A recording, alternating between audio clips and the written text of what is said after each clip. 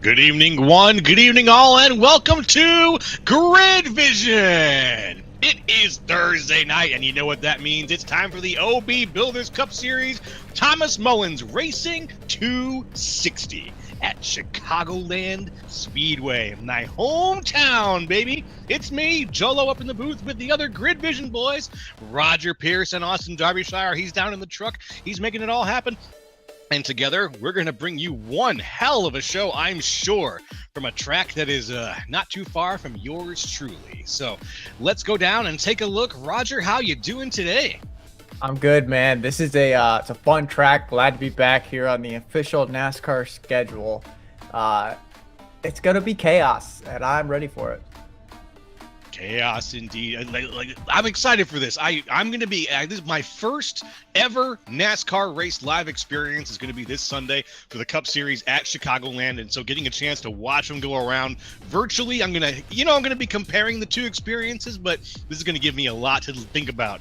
Let's take a look at the league standings right now, though. The OB Builders Cup Series. Last week, I heard Maverick got the win, Maverick Davis, but the league standings say Paul Hill, Evan Say, and Brendan Pasalacqua are still the ones to beat. There in your 1, 2, 3. You can see them there. Justin Levine and PB Henry round out your top 5. So a couple of wins spaced out here. Still the middle of this series. Lots of races left to go. Oh, Chicagoland. Look, this is a fun looking track. And let's get some keys to the race here, Roger. How about that? Yeah, keys to the race. Number 1, let the race come to you. This is a very tire-dependent track. They rescanned it. They kind of skimmed the surface down. They did a new bump map, everything like that. All this week, we've noticed that tires matter. So let the race come to you. Key number 2 is going to be maximize pit road, right? We've talked about it with this new thing. I've seen races won and lost on pit road this week. You can underspeed, overspeed. It's all about average now. And so if you figured out that average and that like little bit of a zone, you'll be good to go. And finally, we always talk about air. Well, you're gonna see it big time here. The dirty air is massive, and so is the air wake off of the rear of these cars. They could be 3 to 4 car lengths back, and you're going to see rear aero grief from every which way. Okay. That's a perfect set of strategies there. Maybe some of the guys are listening right now, and they know, and they just picked up on a few of those tips. But let's talk about who's going around and who did the best during qualifying. That'd be Derek Heitman with a fast 29.936 there in the pole position. He was the winner of the award this week. Moving on to the second place, though, that's PB Henry. Third, Adam Benefiel. Fourth place, Paul Hill. Fifth, Evan Say. Sixth, Luis Becerra. Seventh, Bryce Reiner. Eighth, Thomas George. Ninth, Maverick Davis. And 10th, John Binder. Yeah, I know. Starting 11th, we have Daniel Wiles with Matt DiCiani in 12th. Brian Johnson's going to be 13th with Randy Mullins 14th. Greg Carr in the 25 is going to be 15th with Tim Workman Jr. 16th. Lou Christian's going to be starting 17th with Keegan Sabilo 18th. And Brandon Pasalacqua starting 19th with Tyler Hunter 20th. Here we go with Joshua Hyatt in 21st, Kenny Powell 22nd. Paul Gallimore 23rd with Shane Clore on the outside in 24th. Josh Schaffner in 25th with Jose Medina in 26th. Alexander Carr in 27th with Russell Black in 28th. Nicholas Isaacs in 29th and Michael Conti in 30th. Yeah, Justin Levine's going to be 31st with Joseph Causey 32nd. Chris Vincent's 33rd with Kevin Ruff 34th. Chad Kibbe's going to be 35th with Michael Figueroa started 36th. That's a full field tonight. 36 car field. Looking good. And they're all rolling off now.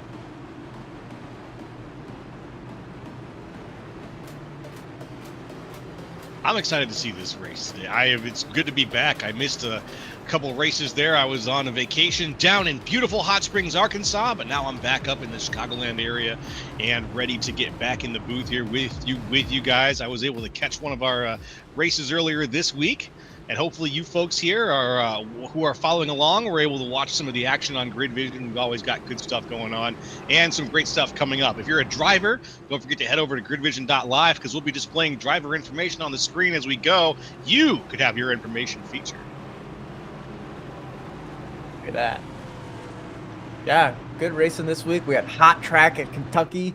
Kind of hot here tonight. We'll see what the track goes to. It's ×2, so it'll be interesting. Very interesting indeed. Here we go. Here we go. There goes the pace car. We're looking for the start zone. There we go. The green flag is up, and we are go, go, go. Derek Heitman had him in the BK Design restart zone. Great jump. Adam's going to be right behind him. This is kind of Adam's race. This is what you want. He's going to bottom feed here. He's only going to use the top to pass, and you're going to see everyone's going to migrate towards the top here for the first few laps to pick up some spots. It's not the right move in my eyes. Yeah, you were just mentioning that. It's more about saving a little bit early on. We've got a long way to go, 175 laps ahead. We just finished lap 1, so the guys down on the inside of the track who are doing the saving might be the ones to watch for the duration of this race here. Yeah, and as you see there, Paul Hill sent it in a little bit deeper than Adam, and that's going to cause that aero wake to happen. So as these cars get a little bit free as they heat up the right rear, the more they ship it into the corner, the more they're going to get aero loose. We got some crazy action a little further back there. Keegan Sabilo's leading a pack of wild Hornets right now coming across the line. Guys haven't quite figured out where they are yet. Still 2 wide, almost 3 wide in certain situations there. Things are a little bit crazy back there. Up in the front, things are more strung out. These guys have sort of found their spot, but yeah, a little further back, still trying to vie for position. 3 wide now. Yeah, you got Justin Levine doing Justin Levine things, and that's how you do it. You have to, if you're going to make the passes, go to the top just like he's doing, and then go right back to the bottom. He's going to do this and try to make up some spots because he started all the way in the back of the pack. I already see him up here in the top 15, so he's just kind of making hay. Still, it's very stacked up there. Ooh. There. Quick dive down to the inside there. There goes the 48. Up ahead, though. Here we go. There's a little bit less activity up at the front as Heitman is pulled away. Several car lengths now ahead of everybody. Further back, though, the apron is getting well utilized as people are trying to catch up and get into that line where they can themselves start to maybe save and find a spot to call home for these first couple laps here. 5 laps in at Chicagoland. Yeah, we already see time difference, right? You got Derek Heitman running 30.6s with PB and Adam running 30.8s. And 30.8s all the way up until 8th and 9th, right? That's everyone's kind of doing that save that they're running that pace. Derek's 0.2 faster, now a 10th faster. He's slowing it down because he realizes he's a second ahead. Doesn't want to burn up his tires too much because they're just going to reel him back in slowly, steadily as this race goes on. Yeah, you're exactly right. If he's out there by himself, there's nothing really, no one's cutting through the air for him right now. It's all on the nose of his car. And the more distance he tries to put on it, the more wear and tear we're going to end up seeing cost him later on. I mean, I wonder if that means we're going to see him end up, sort of intentionally cycling his way back towards PB Henry, towards Adam Benefield, and maybe trying to take advantage of those guys, or if he's just going to try to maintain this little buffer zone that he's got right now. Well, I mean, you can maintain all you want, right? He's doing exactly what you need to do. He's running the bottom. He might be a little bit up, which it's hard to do with the wind and the temperature. It's a very different Chicagoland than we've seen in the past. They rescanned it. They redid the bump map, and you can tell that these cars are way different than what we used to drive. You see how much wheel he has to put just to get it on the bottom, and it's not there for long. It washes up, and then he's right back to fighting it on exit towards the wall. Yeah, in the fight, it does look like a bit of a battle, trying to just keep that car off the wall. Looks like a challenge enough here.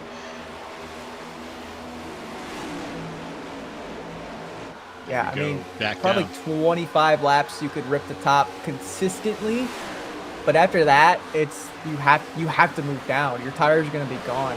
We have about a 60 lap window for tires and fuel, and we've seen this week that sometimes 60 laps you can't even make it on the tires. So if we're going to see tire action around 60, I wonder, these guys going to be anticipating that? I wonder if someone's going to try to get ahead of that in terms of pit, or are they going to just push their way through it and try to work more with fuel? Is tires or fuel going to be the bigger influence here in terms of when people actually hit pit?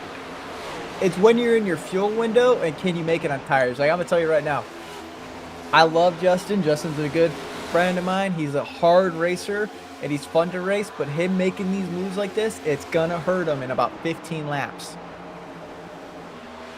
You're not going to see that car just go right there. See, sideways, arrow loose. Oh! Saves it. That's right. Just slid the tires. So now he just burned off another 8 to 10% on that tire slide, and he's going to have to build back. Yikes. Don't want to be Justin Levine right now, stacking difficulty on top of difficulty. This was tough enough trying to make all those moves. Now he's going to get eaten up a little bit potentially here as he's got less tire than everybody else around him. Let's watch this. Take us back a little bit to the slide. Here it is. Oh, come on. He saves it.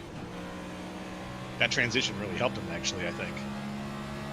So there's a couple strategies that I'm kind of figuring it out here, right? Mm-hmm. They're given 6 sets of tires, so you can either split this up into a 4-stop or a 3-stop. You're looking at a 4-stop just around lap 40, 43. If you're looking at a 3-stop, it's around 58. Now, there's a few ways we can do this. It's the different gear ratio that these guys are running. As we ride through the cockpit on some of these guys, some guys are riding in 4th gear, some guys are riding in 5th gear. It just depends on what your set is built for the week.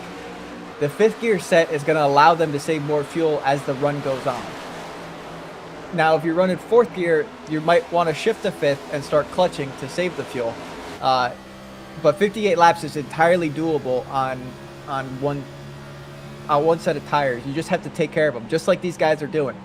I expect to see a 3-stop out of Brandon, Benefield, DeCiani. Michael Conti. Yeah. A lot of these guys who are bottom feeding, who are known to bottom feed and to save their tires. Okay.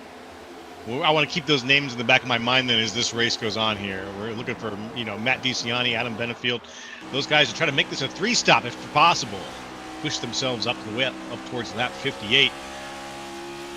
And that all depends if we go green. Absolutely. That all depends if we go green for sure there. And PB Henry has made his way up to Derek Heitman. He separated himself a little bit from Benefield behind him. We already know, though, that Benefield is not going to be the one to push towards the front of the pack. If he's got a comfortable position, he's going to save a little bit. But he's already in 3rd, and it's a good spot to be in. But ahead of him, PB Henry looks like he's not really sticking really hard to the bumper of Heitman. He's not following the line exactly. So I don't know. What's your read here, Roger? Do you think that he's trying to push for the pass? So Derek's defending, which is why he moved up. Right? That's the play here. When you get to go to this track in real life this weekend, and you're going to see the top prevails. You're going to see these guys, Reddick, Larson, run the top line. And the top line is for the defensive line. But you're going to see these bottom feeders, like Denny Hamlin, run the bottom and be fast. Derek is both. Derek likes these technical tracks where he can run the bottom, where he can run the top. And with this new layout of Chicagoland, the seams all matter. So PB Henry, right there, just stuck his nose a little bit lower and got the runoff.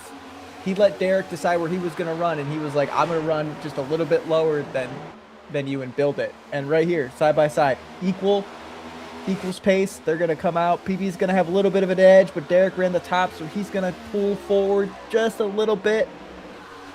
But if PB runs the bottom here and let Derek run the top, PB's going to prevail on tires. You're going to see it in about 2 laps, you're gonna see that nose start pushing forward as Derek's gonna have to run. Is gonna have to protect with the top.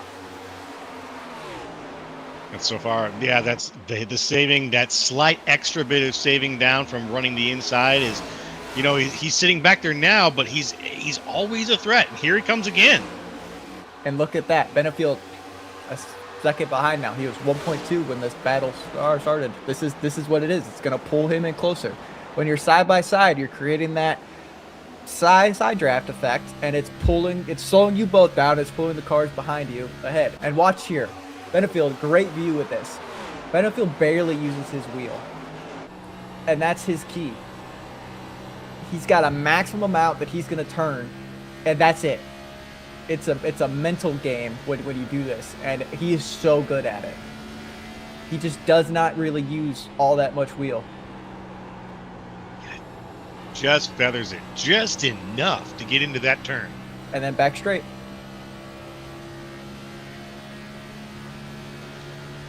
Yeah, that's the way to do it. You just don't put any heat in those tires if you can avoid it. Any amount of turning obviously adds up a little bit, and if you can just keep that thing, like you said, just feathering it, it really, it'll add up over time, and it'll work for you. So yeah, I think it's gonna be fun to watch Benefield in toward the second half of this race, especially. Yeah, Paul Hill's getting the run on the top, right? He let Adams still on the bottom. The way you're gonna have to pass is going to the top. Adams gonna stay on the bottom, and this is gonna work out for him if he doesn't hit the apron like he just did, as we go down. But as you see, Conti, right? Conti's ripping the top, making passes, but then he's going back down to the bottom. He's manipulating his lanes, and you can do that as well. You can. If you're going to go to the top, go back to the bottom for the next turn, and you can kind of even out your tires.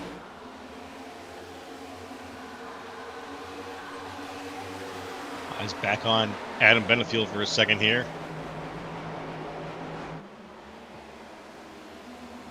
Down on the inside. Thomas George on the outside makes that pass. George has got some momentum here. Looking for Paul Hill. Hill with a bit of a block, not bad. George stays high on the outside.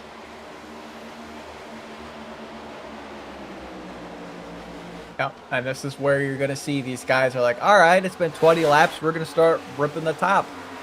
And it's going to work for so long, and you're going to see them get reeled right back in.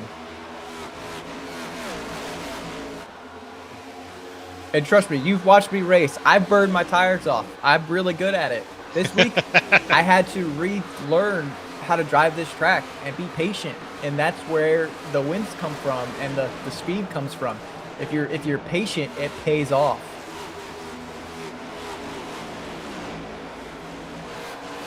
Patience, that's the key. And right now, it looks like there's a few people being patient and a few people who are still just trying to make whatever moves they possibly can. George is now up to third after making a couple other passes here. Adam Benefield falling back now to seventh. He's shuffled a few people up into podium position here, or into shooting within the shooting distance of podium position, basically. And then you've got Maverick Davis right behind him, and then further back you mentioned Michael Conti was also making some passes. Now he's got a couple car lengths on Kenny Powell. But Conti's next challenge here is to make the pass on Brian Johnson if possible. Let's see if he can. Oh, yeah. He's going to set up this pass, right? He's going to figure out where to go. Johnson's running kind of middle, but it washes up. Conti's going to paint that seam, but he's going to get tight, right? He's got to lift a little bit, so he's going to lose some. Yeah, Johnson's going to pull ahead. Did Becerra get loose? Because Becerra is now back where these guys are. He was up in like third place, so we'll have to go back and watch that. Yeah. But yeah, it looks like he slid his tires. He's struggling for grip right now. Oh man, yeah, he's fighting with it with everything he's got. You can see he's just sitting there right about the middle, but he's lost so much speed now. Luis Becerra down to 13th. Here we got a little replay. See here. At the bottom. Gets in front of Evan. That's the air grief. Yep. That's what we talked about. That's that air. I said you're gonna see it. It's insane how bad it is here. You could be 3 to 4 car lengths back, or as close as that is, and all it is cross the wake and the car's gone. What a save, because that could have been way worse. True. Good saves. We've had 2 good saves here so far in watching this race. One was Justin Levine's save earlier. Yeah, he's back up to 18th. Making it work. Now, if I'm him, I might try a 4-stop here until a caution comes out. Right?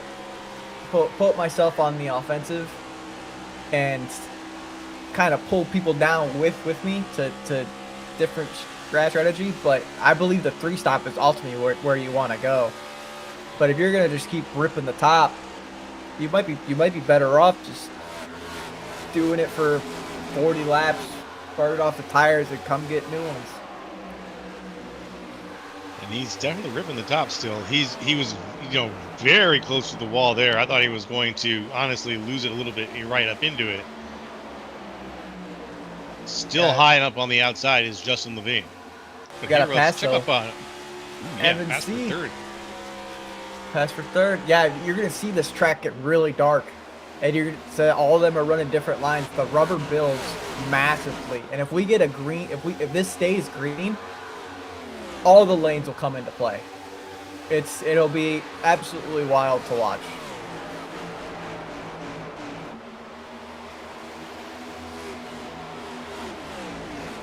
Now checking in around Adam Benefield here.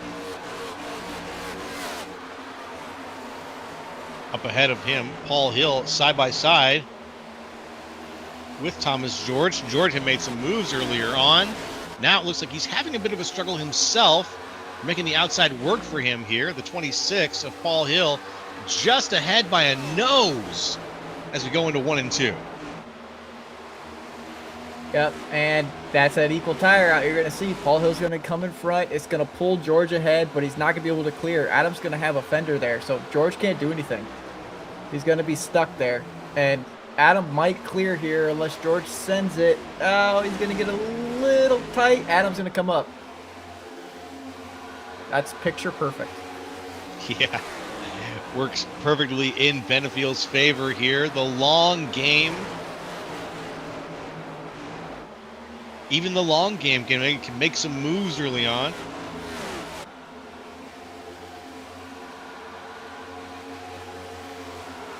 And he made it look pretty good indeed. Behind Maverick Davis now making the pass also on Thomas George. George falling back to 7th place. And up in front, Evan Say makes the pass for 2nd. PB Henry falls back into 3rd.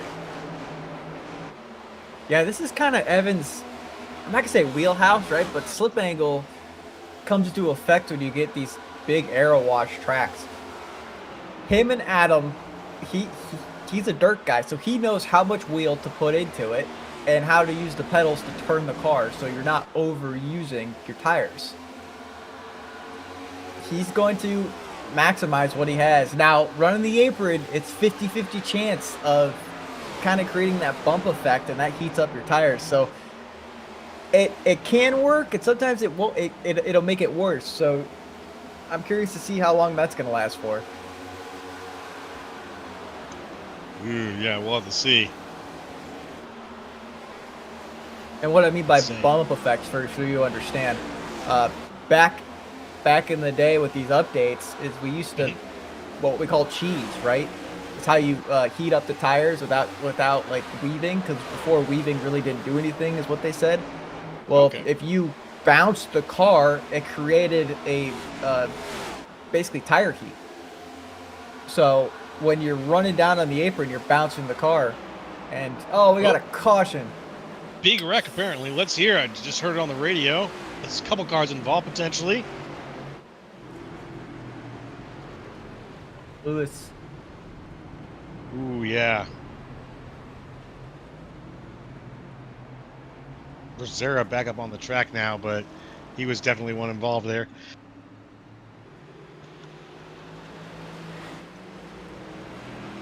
As we'll take a look back here and try to catch a little bit of what went down. Okay, so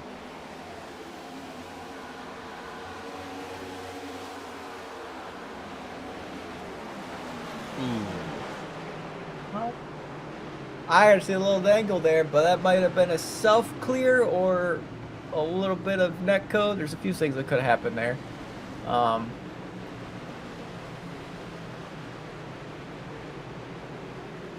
Well, thankfully it wasn't bigger. I thought it that could have gone a lot of different ways, but yeah, let's have a look and see. There we go. So we're gonna look at this 4 car in the mirror.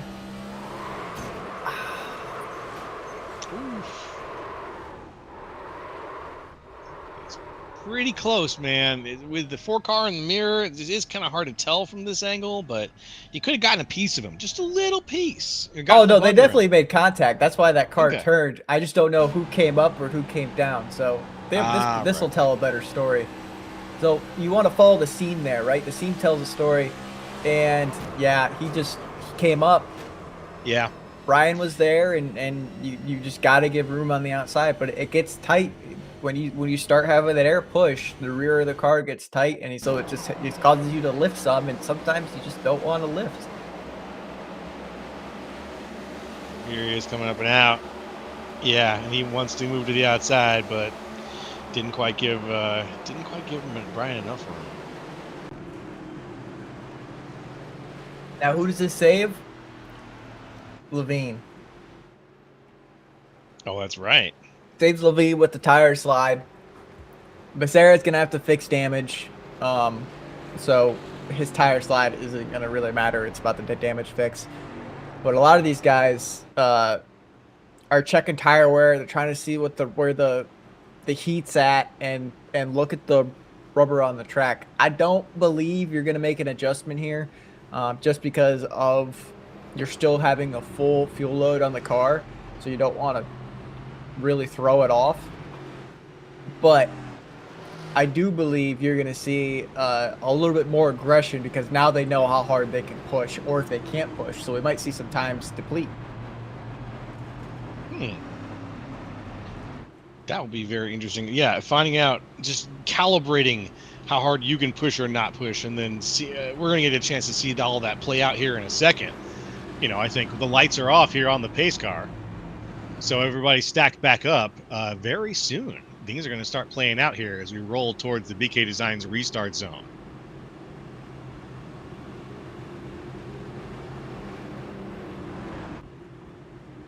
It's Derek Heitman and Paul Heel out in front right now, with Evan Say and Adam Benefield right behind.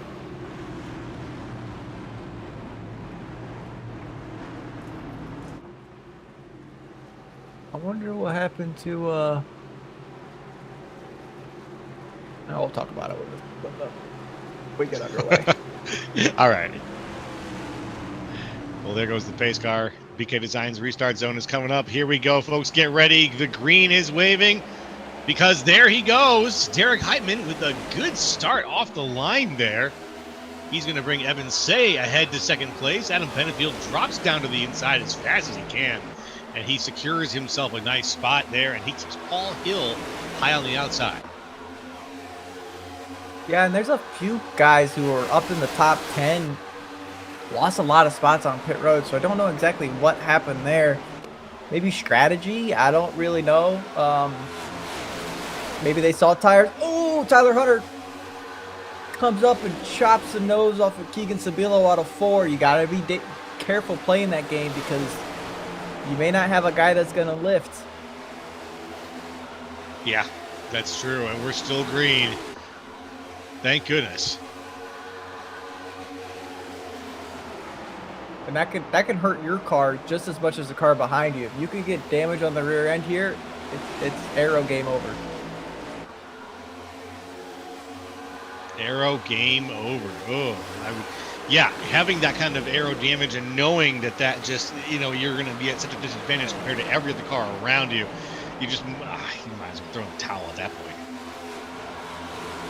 I'll tell you what, He's on the move right now. This 77 machine is ripping the boards. Down to the bottom, put himself in the spot. He passed the cars. He's going to settle down here, but Tyler Hunter's following in tow. And so are some of these cars. They realize how hard they can push, and they like their tire wear. So this is going to be interesting to see now. Oh, Maverick Davis comes down right on Levine's nose. That was almost very bad for the back half of the field. Oh, man. Yeah, very close right now. Some of these cars are trying to get down to the inside, potentially. We're seeing blocks. We're seeing side-by-side. Too wide still in many spots across this whole field. Justin Levine trying to make a pass down the inside right now of Bryce Reiner. He's there by a nose, but right ahead of him, he's got to deal with Maverick Davis, who is, like we said, makes his way down to the inside, and he's been there ever since. But it's going to be tough for Justin Levine. It's a stacked field right now. I know he wants to make some passes. Yeah, and as you see, right, you can see these cars are not stable. They're all moving around. The air's throwing them. This is what we talked about earlier. You have to manage your race. Any second, one of these cars could just break free on you, and you just have to be ready for it. All these cars are getting put in really bad aero spots, and especially right here, we go a little bit further back. Levine and Pasalacqua. Levine did everything he could to not aero grief them, but like that's how close these cars are. We have the two making these high passes. Kenny Powell making the passes. All these guys mid-pack are tight knit together, and it's creating this blockade of air that's not good. Yeah, it's just so many different ways that the air model is having to deal with all the positions of these cars. It's all dirty air, and it's going to buffet the car. It's going to upset your handling. It's going to create a situation where you can't race at your best because you can't predict what's going to happen one moment to the next here. Oh, when you see it this weekend, you're going to see someone cut the nose off, and you're going to see that car go straight to the wall, and you're going to go, Eureka, I got it. It's going to make so much sense. Oh, what a move by Levine. Pasalacqua had to stab the brake, got a little bit free. And then Adam didn't realize the run he had eat him. This is just how massive they can happen, yeah? Like out of nowhere.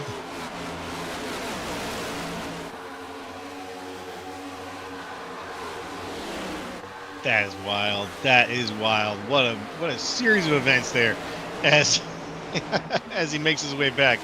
Adam Benefield now sitting in 12th, back down from about 3rd where he floated earlier during this race. But let's check in with we got Matt DiCiani moving way up now. He's in 6th. Look at that. Look at that max speed at 215 mile an hour. Old 87 car at Chicagoland. Fun combo if you get the chance to run it here. Oh, that would be fun. Oh, Maverick got him loose. Oh, these guys are all put in really bad spots, and they're hanging on to it. Bravo to them. Track's been fluctuating about 10 degrees. It's up to 105 now. Started at 100 flat. Was up to 109 at one point. It's going to be interesting to see how this track kind of plays out. The rubber's laying down everywhere. I mean, every lane, every scene has it because all these guys are running everywhere. The two! Oh! Hyatt! One over. The yellow flag is out. Is that Josh Schaffner? I think that was Schaffner. The two with an insane slam there to the outside. Yeah, Joshua Hyatt just got a little bit free. This is what we're going to show here. Oh, I can't. Yikes. Oh, no. He popped him right over.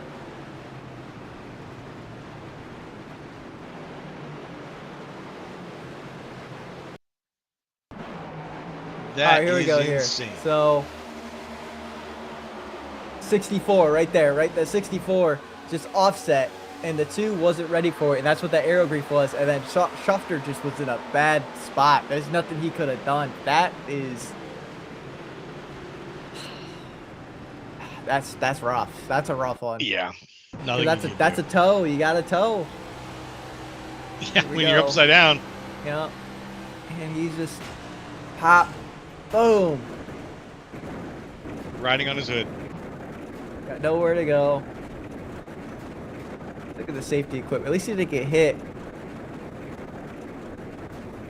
He's still spinning down. He's still moving. Now he's on the bottom. There we go. And and it's so. And it's so. Back to live where the boys are pitting. Here we have eyes on Hyatt there. We have several runs off of pit lane though. 76 of Derek Heitman. He was the Thomas Mullins Pole Award winner, I believe.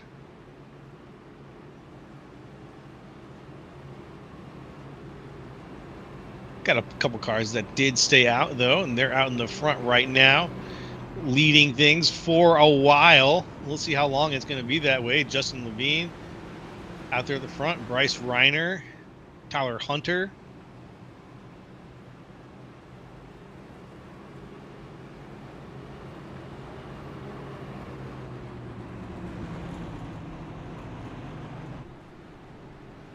And let's see how they do, because everyone's going to get stacked back up here real soon. And folks, I also wanted to remind you to go to gridvision.live if you want some more information on past races or on the drivers after they've uploaded some stuff, or just anything that we do here at Grid Vision. Head on over to gridvision.live. Feel free to send us a message, reach out anytime, and let us know what we can do for you, especially if you've got a league that you're interested in getting broadcasted. We are always interested. So I say, on Darby's behalf. On our producers. Oh! Little game of chicken going on there under caution flag. Ooh. Hit me up.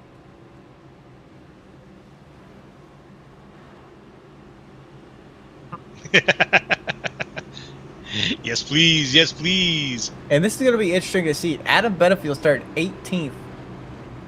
This is the furthest back we see him. He's got to work his way back up. He showed the speed early. This kind of flipped the field a little bit. We're gonna see. This did flip a bit of the field. Is that Levine leading? Oh boy. It is. Yep. Bryce Reiner there on the outside. The top 7 did not pit. So correct, sir. There goes the pace car. We're in the BK Designs restart zone, and Justin Levine pulls ahead. There might be some nose damage on some of them cars. Those are some big hits.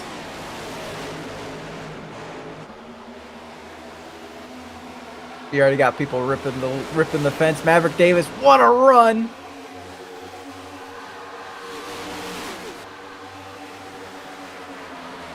And they are staying up there. No, 4 wide. Whoa. We're good. 3 wide. Steady, boys. Hold on. What a... Oof, everyone's getting so anxious. Everyone's trying to make these moves so early. Track position matters.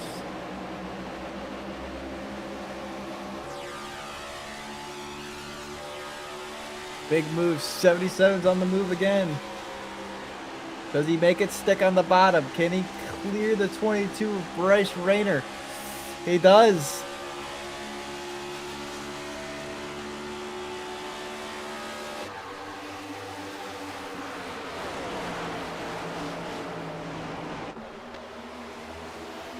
Now, does the protege attempt to pass the master?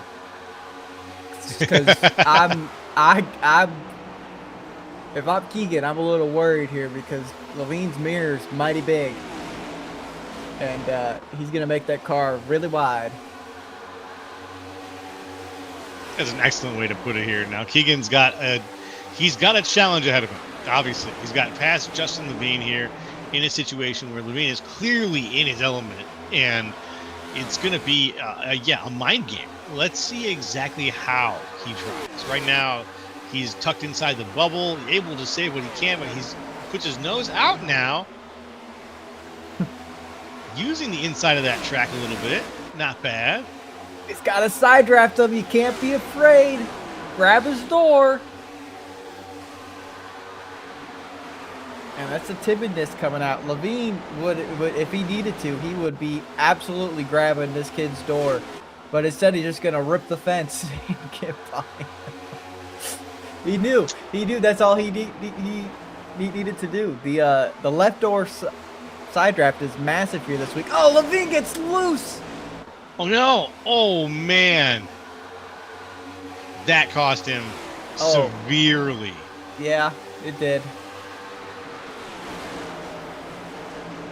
It's not over yet. I have a feeling this is because old boy's back on the top. We're going to go back and look at it.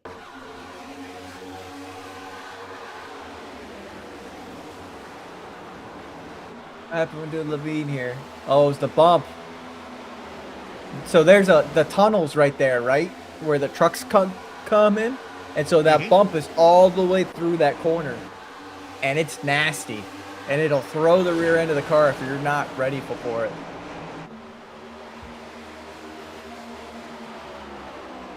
That is insane that the tunnel actually has that effect. Every track on the track like that has a tunnel, if you ever look at the rear end of the cars, like scan the track and find it, every track has a bump like that. Some are just smoother than others.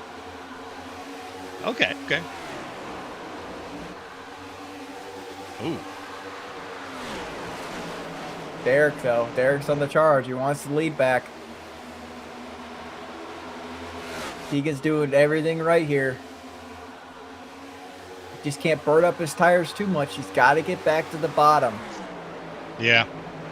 He can't right now, though. Derek is right there, preventing that cross action that he needs.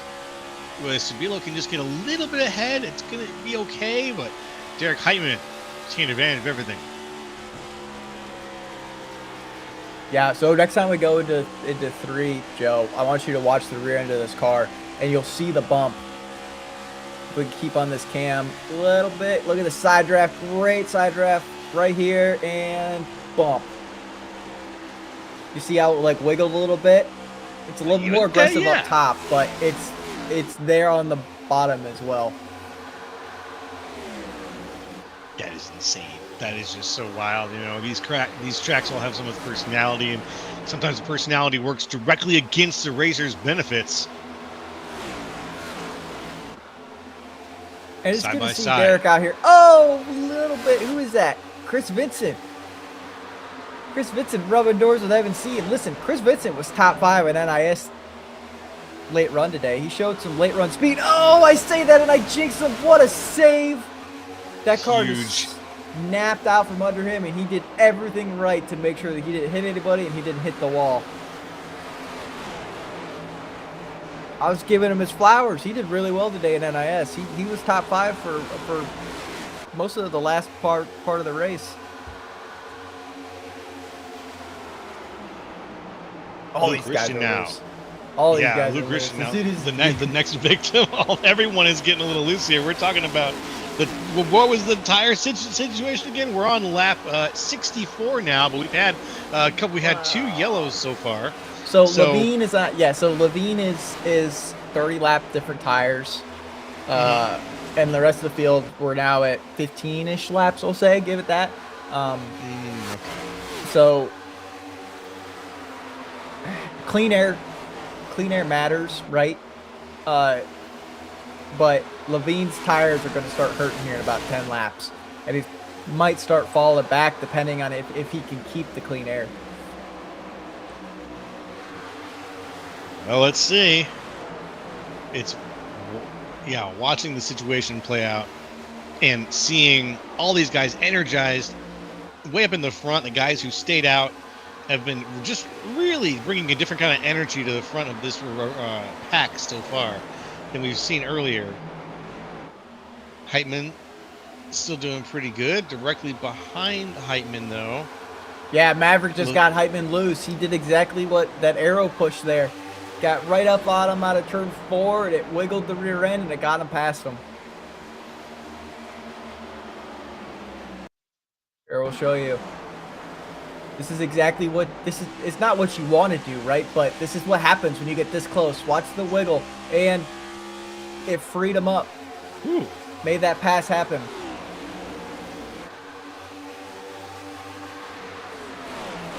Now it's not the cleanest way to pass. Awesome. I'm gonna put it out that way. If you get, if there's repercussions to that stuff, so I mean, I'm not advocating for that kind of passing, but.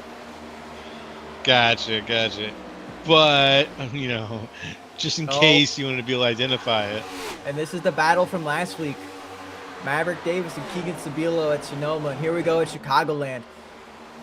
Keegan's got it on his mind. He wasn't happy on how that race ended up, and you might see a little bit of different racing out of him here. Really?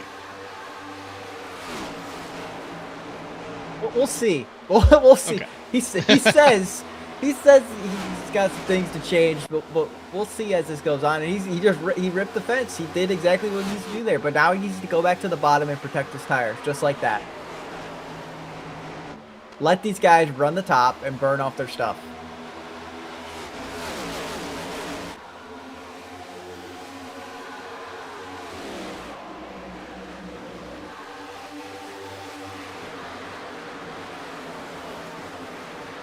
Single file as we go back out. Where's the 38 machine at? Oh, never mind. I see him. Just one back from Adam.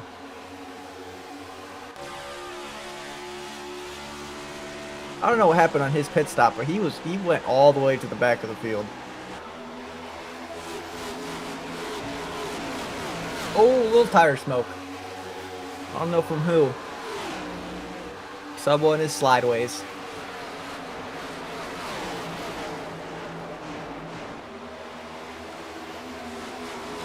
And you know who I'm kind of surprised? Chris Vincent, what a move! Even with the tire slide, he's still ripping the fence. Oh. Only worked for so long.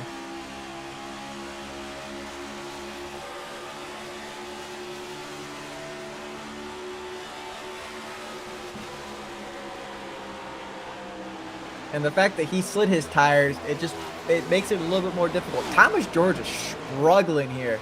He has no drive. He's going to go to the top here and defend. I don't know. I can't really see. A little bit of tire movement. Is he going to fight it? A little bit. He just doesn't have the drive that everyone else has. He's really losing his car in one. Gonna rip the fence here, get that top seam. He's got a lot of wheel in it though for the top seam. Get some speed back. He might have been the one that slid his tires.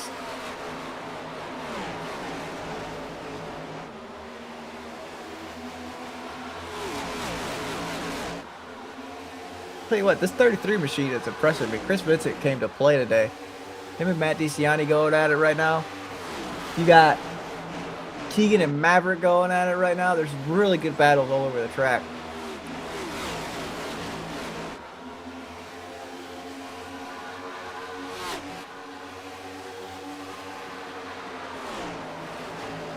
Let's go back up here. Yeah, Levine still in 4th. He pit on lap 37. It's 74. That's what, 40 laps difference, 30 something lap difference. It's gonna come into play. He's doing a really good job though, ripping the fence. Oh, Maverick's trying to get Keegan tight. He got him. This battle's gonna continue on.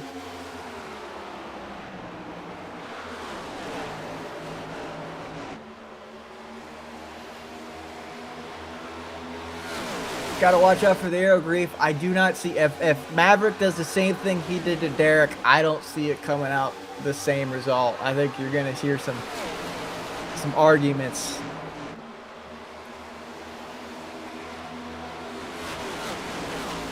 But yeah, all these guys kind of just running different lines here.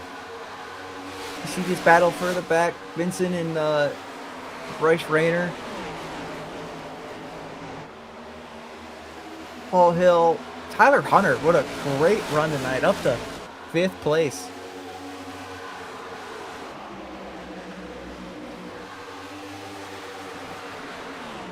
Keegan keeping Mav behind him. And let me do some math here to figure out where this next pit stop is.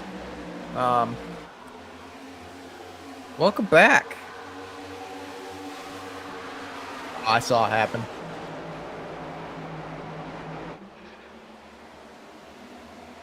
Joe, let's just do...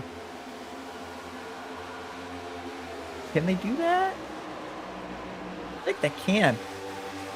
It could be a 2-stop with 60 if they pit. So 51. Let's see here, 51. Yeah, so if they pit, if these leaders who all pit on 51 pit on lap 113, they can make it to the end. But they're all pushing for everything they got, so I don't see that happening. Because the battle for the lead is still happening. Yes, it is Roger here. I am joining you here. Joe just currently is having an internet issue. But Maverick Davis and Keegan Sabilo still battling out all the way from last week. The same battle still happening. Surprising. 2 seasons said battle happened on an oval as well as a road course, but it just shows you the quality of these two drivers. Oh, I love when you join us in the booth. It's my favorite.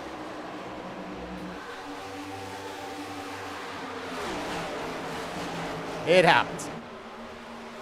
Yeah, Levine but here we go. P3.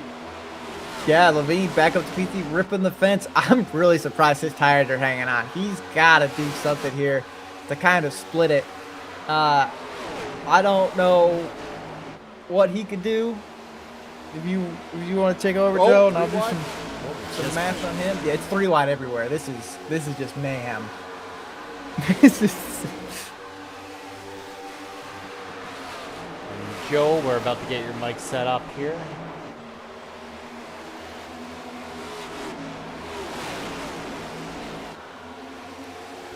Joe is back with us.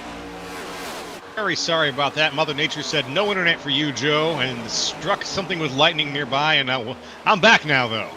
So, if he can do it, which I don't think he can do it unless he's clutching, which I don't think he's clutching, 69 laps would be a 1-stop for him. So he would have to go to 120, I want to say, 119, 120, which not happening. And, oh, this battle for the lead is just heating up. Keegan went to the top and stacked up all the cars.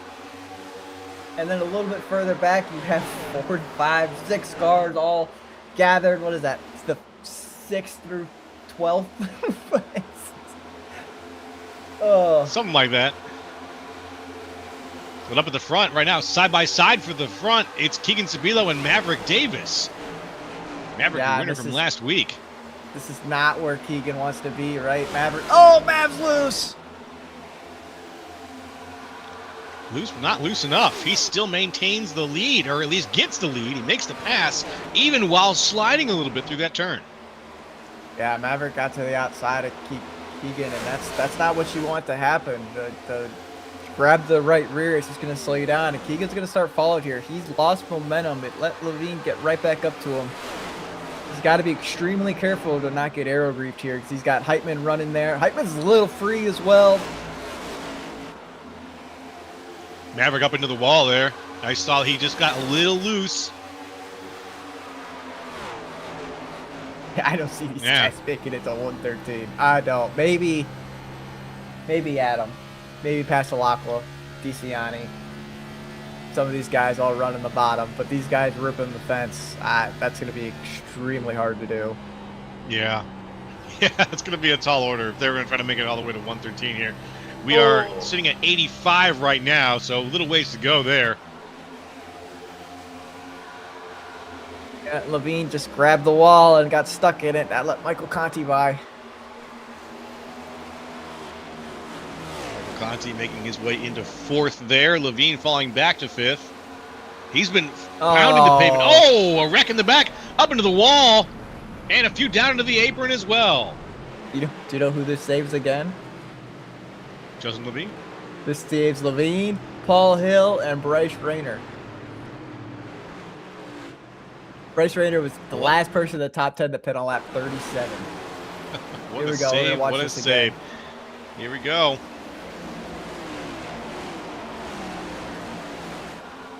Oh, Johnson and Reiner Casalacqua Moen. with the John Deere Award.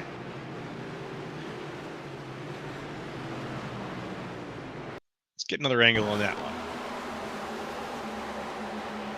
Here we go. A3's down the inside. It comes up. Ooh, oh, it just snaps. Yeah, he snapped. I think it was a self. Was it just a self snap? A little That's an air overcorrection? grief. That's what we were talking. That's what I'm talking about. You saw that Oh. car just break free as soon as Bryce Rayner was right behind him in the right position. It pushes air underneath the car and it snaps it. You're pretty much packing it on the left rear, and it's making it aero free. And right there, right cross. That all is it takes. so profound. That is wild that it's that profound of an effect. That is insane. And unfortunately now it looks like Benefield just got, one of the he got part of that. It's not he's good for a guy probably who's done. been saving. He's Yeah. probably done. Well, Adam, I know you're listening. I'll drink one for you, buddy. It's a hard one to watch. You were doing so well. Yeah. You can see that he Yeah, had right here, officially right? So left the perfect session. example. Adam's gonna clear up, and it just boom. It just happens that quick. Wow. Wow. Really unfortunate. I was looking forward to seeing how that would play out for Benefield in the long run, and it looks like the unique nature of that air grief, it just claimed another victim here as we go around now. Well, let's do some more math. I love mathing today, apparently. Let's do a little commercial break first here. While you do your math, we will do some sponsors, and we'll be right back here, folks, in the OB Builders Cup Series Thursday night.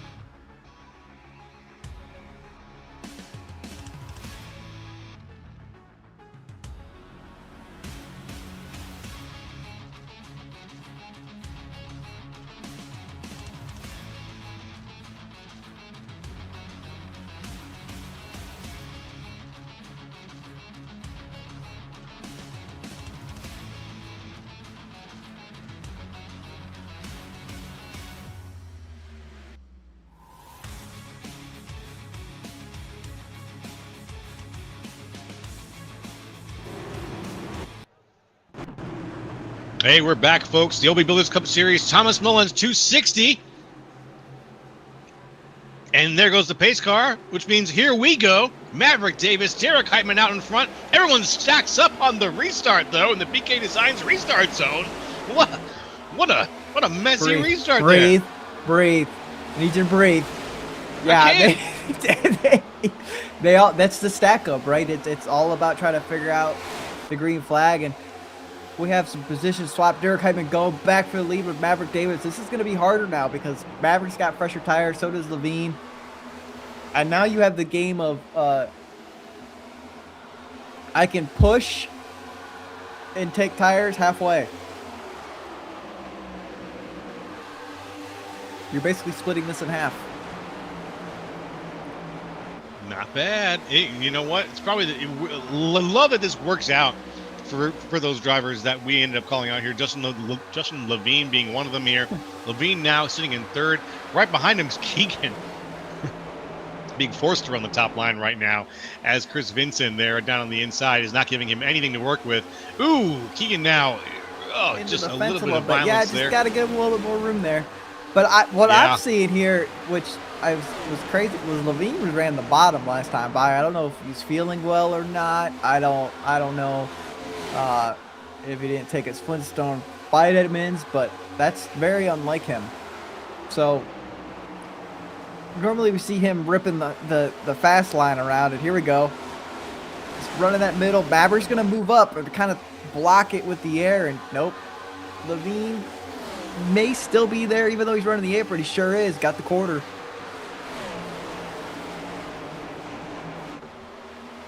Yeah, it's easy day. Pass complete. Easy day. Oh, we got what a save further back. Who was that? The 23. Who was it? John Bender. Down Massive to the slide inside further now. back. He did a great job saving that car. Binder, fantastic save. The 23's got it.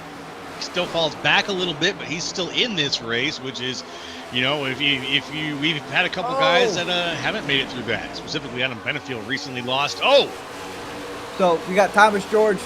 Yeah, Thomas this is the George replay. hit the paint, which then caused Bender to go up, and he got sideways from the arrow there. So great save by both guys. That could have been way worse. yeah, that could have been way worse. Well, let's go ahead and give it up for John Bender for the save.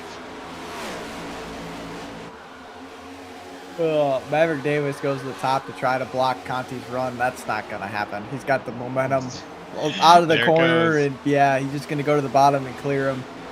That was fast. That was a fast pass there from Conti.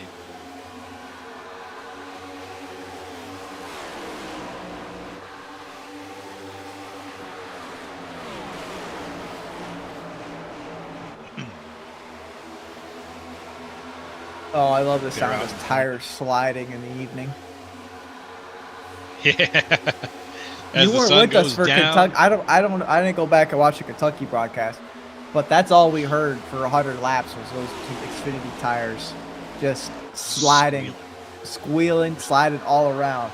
It was so loud. That is wild. Oh man, yeah, a lot of tires sliding tonight here at Chicagoland for the Thomas Mullins 260. We're at 95 out of 175, less than 100 laps to go here Battle for the lead. at Chicagoland as well. Yeah, Derek's gonna Justin's gonna move up and block the air, and Conti's gonna have the run, and this is maybe 2 for 1. He might. Derek, he might. Derek can't really come fully back up the field there. He can't finish his line all the way to the outside. On the outside right now, Conti makes the move. Oh, yep. Here and it there's comes. Levine. That's what you do. That's how you block. That's when you make the move up. Not that early. Right when that late happens, he stalled the air of Conti's nose. And Conti's ripping the fence here. He knows he can split this and just basically push as hard as he can. Down into 3 and 4 there. I gotta say though, Levine was fighting it. He was fighting that wheel. You can see it. A lot of play in the front of that car. And right now, Conti knows that Levine is working harder than he's got to maintain this lead. Still with, we're not even in the triple digits quite yet. There's going to be 75 laps left once we get there. So if you're already fighting the car at this point, even with all the saves and the little benefits he's gotten, Justin Levine is not in a really great position to dominate the front of this race without some challenges from guys like Derek Heitman, guys like Michael Conti. Well, you have builder versus guy who pushes set to absolute limit. Okay.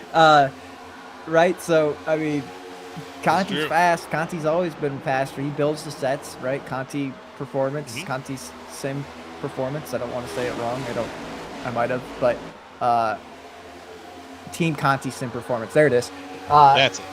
Yep, and he builds the sets, and Levine is one of those guys who's going to push the car to the absolute limit, and that's what he's doing here. He just clips the wall a little bit, and it lets Conti grab his left rear, and the side draft games begin.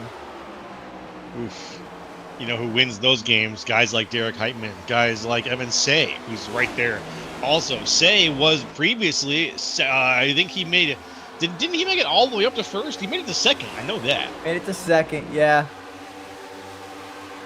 Yeah, he made it to second, and then we haven't seen him since. Now he's making his way back up here. He's side by side with Derek Heitman. He wants third. Say can't quite get the speed going. Well, now we got the issue of everyone's running the fast lanes, right? And they're all hanging out for dear life. That's kind of where we're at. Cross the line right now.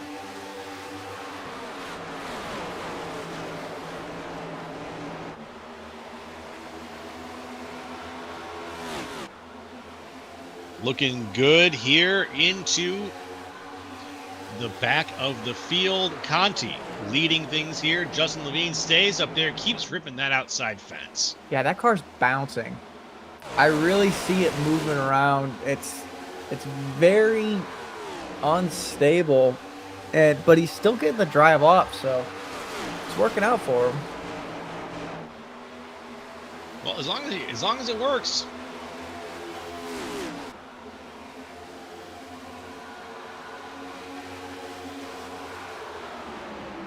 Oh! Yellow flag's out. Not what you'd like to see, but it sounds like Greg Carr, who's already making an apology here, might be involved. Well, here's the thing, right? Paul Gallimore. We had 6 sets of tires. I don't think anybody planned for. I mean, I think we're at what, our third, fourth caution, right? But yeah, something like that. You still don't plan for 4 cautions. So now you got to play. If I take a set here, I only have 2 sets left. If I believe it's 4 cautions, I think so. Yeah.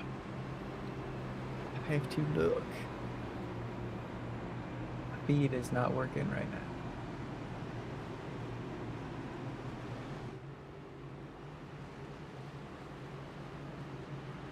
Yeah, 4 cautions, right? So now you got to worry about tire games because you still have 70 laps left.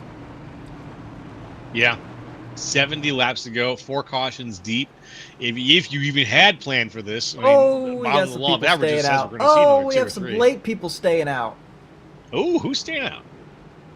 Derek Heitman, Keegan Sabilo, Chris Vincent, Matt DiCiani.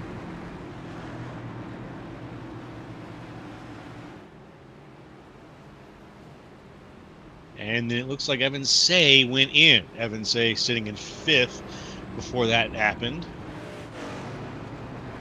Yeah, nice little set of 5 cars there that look like they are not ready to go into the pits. I believe Russell Black as well. Yes, he is part of this little motley little crew. This veritable rat pack of winners pushing their cars to the absolute limits here. I like the play of staying out. Yeah. But at the same time, especially in this point.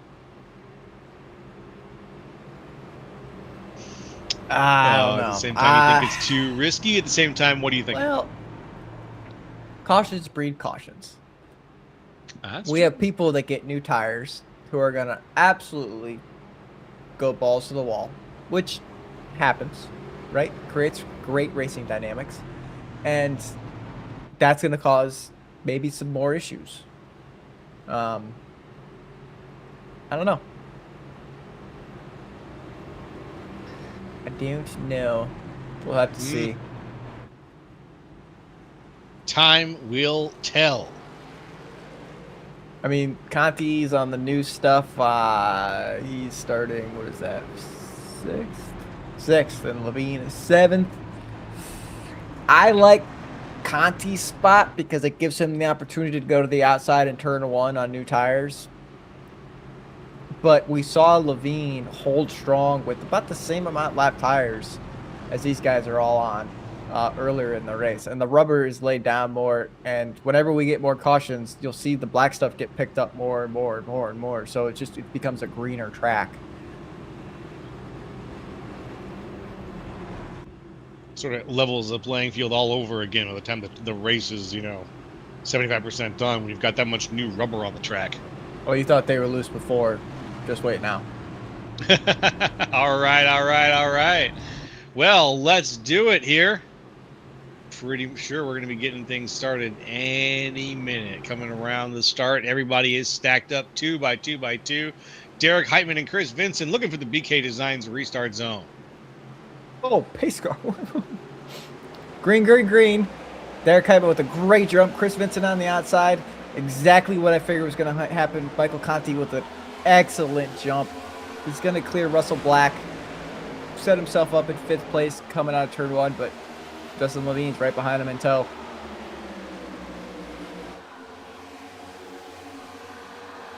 Moving right along.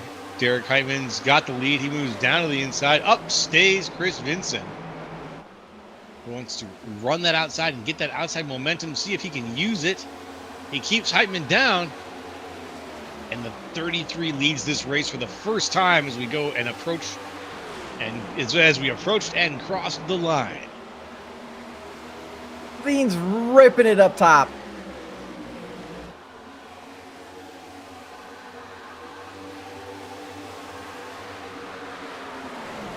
We have another person left to race. Nicholas Isaacs is out of it. Sounds like he got some technical difficulties with his laps situated. He was waiting for the field, and yeah, so we'll hope to see him next week. Yeah, fingers crossed there. We'll see you, buddy. Oh, Derek's a little bit free. Oh, no. Little wiggle. Here he comes. 19 says sayonara as Justin Levine moves forward yet again. This time trying to cash in on Chris Vincent. He's got it down the apron. He's going to make it work. Vincent's going to send it as hard as he can, but Levine's going to send it harder.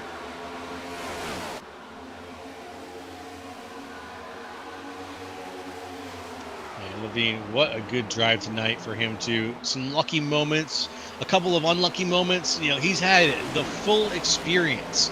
But here he is leading. Oh, big slam behind him. Chris Vincent bounces hard off the wall. Derek Heitman just like is we were talking about. Loose.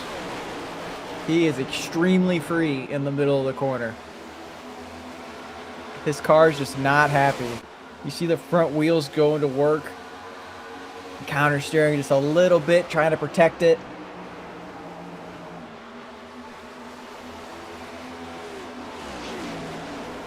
Can it be done?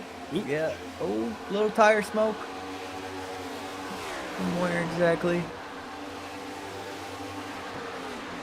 You know what I like to see right now? What would you Michael like to see? Conti was in the top 5. He's all the way back in 15th because he knows what's happening right now. He sees the battle and he's like, yeah, I want no part of that. He put himself back there, just miring on the bottom, letting these guys just go burn their stuff off. Go race it out. Big brain thinking there. The only bad part is if there's a wreck, he might get involved.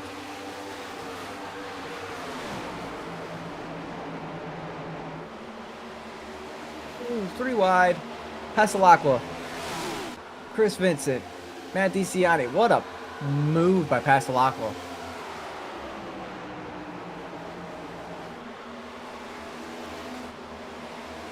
Pasalacqua makes that move. Yeah, Derek he takes free. 3rd. Yeah.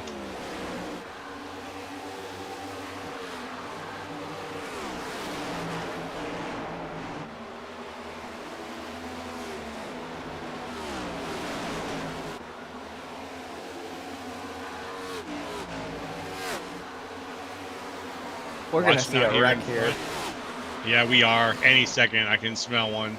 You got It's in the air. Lou and Keegan going at it. You got Bryce Rayner. You got Chris Vincent who's sliding.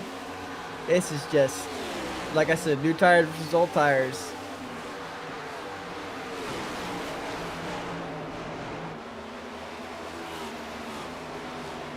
Oh, Tyler Hunter outside of Derek Heitman. Can he do it? Can he do it? Tyler Hunter Heitman's not an easy one to pass, but Hunter's ahead right now. Heitman side by side with Luke Christian. And that's going to be a good fight, too, right there. This is just, it's going to be battling. This is, like I said, new tires versus old tires. Who's going to prevail? The 14 of Kevin Ruff is kind of riding on Keegan's door, coming out of the exit of 2. Keegan's kind of stuck right now. He doesn't really have a lot of place to go. He's going to have to run the middle here. He doesn't want to, but let's just hope he doesn't go 4 wide. No, they go 3. Little door bang. Oh, boy. Keegan's going to have to send it here in the middle. He can't. He can't. He's stuck. Oh, Derek. Did you see that? Oh, that's that wiggle. That's what scary. I'm saying. He's been, if you've been watching the front of his tires as his runs progressed, he's been fighting this car. Oh, man. Keegan started a fight too. As soon as he got clean air on that nose. Him and the 14 are going at it. A little bit of door banging here and there, and that's racing, right? But you can't do it too much because if you push him up into the wall, that might create some damage. Gotta be careful. You can do a little bit of, yeah, back and forth. Send a clear message. You know, I'm here. I'm not gonna get out of your way. Robin's but racing. just don't make it cost you. Yep. Oh, this is chaotic, and I love every bit of it. Yes, it is. Here we go. Sabilo down. But the 14 is going to pull ahead just a little bit. Oh, cycles back. Kevin Ruff. I thought Ruff had him. He had him right there, dead to rights. It's what happens when you get tight. You have to lift. If you don't lift, you're just gonna plow. You're gonna.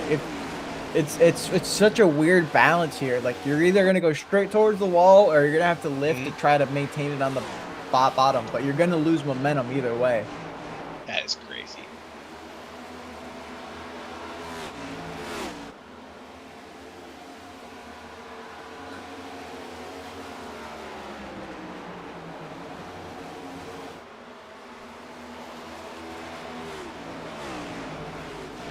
Eyes right now out in front are on Justin Levine. Behind him, Pasalakwa is ahead of Evan Say just barely. A patch just them happened. all with some very drastic strategies here. Yeah, and this is what I'm talking about. They can push for what did I say, 44 laps? 44 laps. Right? Puts you at 148. Sounds right. And then you you go on the end. So it's 2 different games. Or you wait for another caution. Because there will be now, one. I believe so. Yeah, you can make it to the end.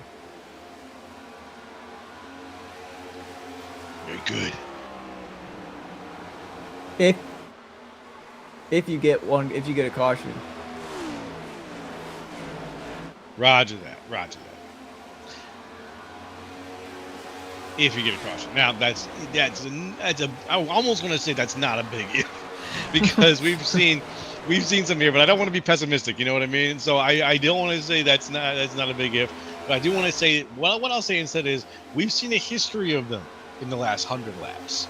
So I wouldn't be surprised if we're due, maybe another 1 or 2 at least during what should be the time of the race where the most experience has built up on these guys. They know how to drive this oval. They know how to expect some places where you're going to slide, and they might all be collectively working to, just slow the race down overall, subconsciously. Got some gamesmanship going on there. Evan C let Tyler Hunter by because he had the run earlier and Evan didn't realize he was there, and he made the checkup happen. And he let him go there in 1 and 2, so you'll probably see that paid back a little bit later. One thing I'm seeing out of these Conti machines is they're a little bit free center of the corner. The 22 of Bryce Rayner is fighting it, and he's on new tires with with Levine. So I expect Levine's machine to start kind of doing the same wobble that this 22 machine is doing in a few laps.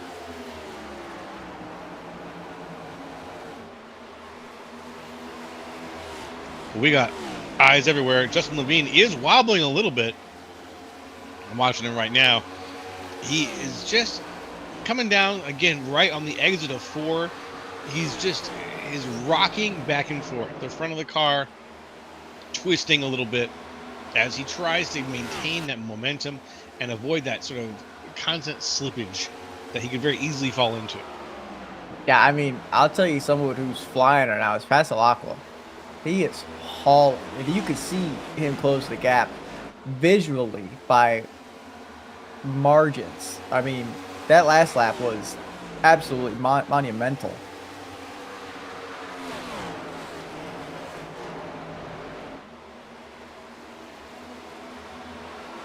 And Levine, the top advantage just isn't there. It's not. Yeah. It's not what it used to be. Like I said earlier in this race, this is what you need to look out for. Passalacqua's running the bottom, and he's gonna be right there with Levine on exit.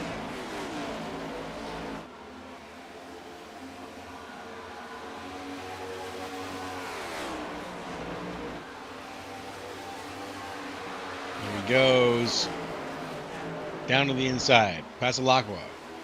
While Levine stays high on the outside. Tries to get back in the bubble to get the momentum. Maybe he's got it. We'll see here. It's not going to be in 3 and 4 most likely. Well, There's no way. If Levine's car can handle a bump, he'll be okay, right? He'll get the drive off. Passalacqua's biggest strength right now is 1 and 2. He's running that kind of like middle seam line, and it's allowing the rotation of the car, and it's closing on Levine. Levine's not as strong as he used to be in 1 and 2. A little bit of a car and a half there, right? But as you see, they're gonna flip-flop here. Levine's gonna try to run the middle. Passalacqua's gonna try to run the top. If Passalacqua can close on the top, then that means a little bit more. And he does. He gets a little bit of a run here. He's gonna close within car width. And run the middle Just here. about. He cannot be behind Levine at all. Is this gonna make the nose tight? But this is the closest he's been. Matt DeCiani's pitting. Oh, okay. DeCiani now heading on down. He was sitting a little bit further back. We haven't really seen him too far up. What was his highest position so far in this race? DeCiani. Oh, he was like 4th, 5th. It was okay. So he actually Oh, ran don't okay. Maybe a speed. little Get it further low back. down. Good job. DeCiani, very good moves there. Now he's going to be one of the first ones down for probably what, very well could be his last pit stop. Yeah, he could make it to the end here. And I'm betting that he's going to try. Yeah. I mean, this is a great call. 40 laps to the end. Levine's down.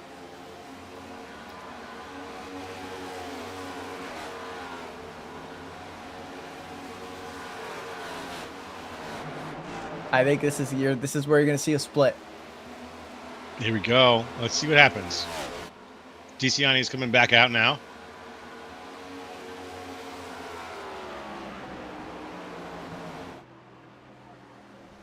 Got pits. Calling out. Yeah, I heard that call there from the 33. That's Chris Vincent. Vincent now pitting in.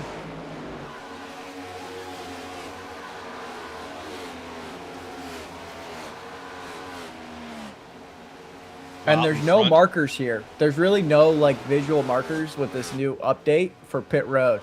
It's all about feel.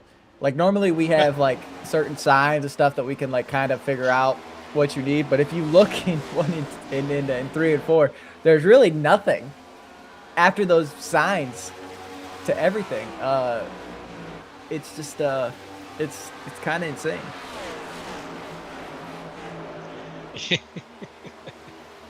They got to work on that a little bit. That's something that iRacing could improve. Yeah, I mean it's I had a green flag pit today and I was like, oh, Where do I go? all right, we're gonna. This is by feel.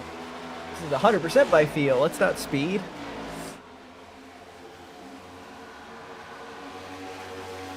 Down to the inside. Here we go. 123 out of 175. We're approaching the 50 lap marker here. Sticker's wrong there, buddy. It's lap 135. Oh. I'm talking to Joe. 135. 135. Sorry about that. Thank you.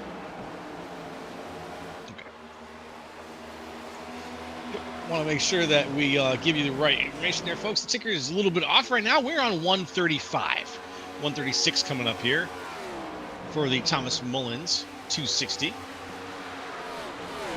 Technical difficulties happen in this job. Yeah. It's part of it. It does happen every once in a while, but you know what? We'll still give you we'll still give you the best we've got. And we've got we got a couple of laps coming up still, where these guys are going to see how their long-term strategies all play out. And there are quite a few people who have had some long-term strategy here who have made their way up to the front, or who are going to be working their way back up to the front. We lost Adam Benefield. Matt DiCiani is here, but he's a little bit further back right now. A little further back than I expected. He's sitting in 28th position. So with as many laps left as we have, it's going to be a little bit harder for him to claw his way back up toward the front. Levine beat him out.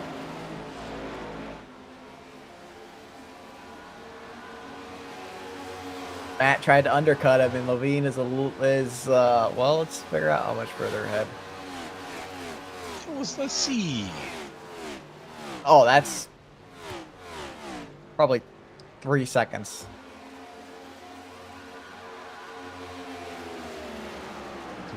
Oh, Keegan, save it! We might have a caution. No, he saves it. Hopefully, he saved it. He's back up to down on the inside, what back just up on the happened? track. What was that? What a save, man! This kid's got nothing but bad luck in this league. He's pitting now. He's got to. Yeah. Wow. Flies across the line, but yeah, rough day to be Keegan Sabilo.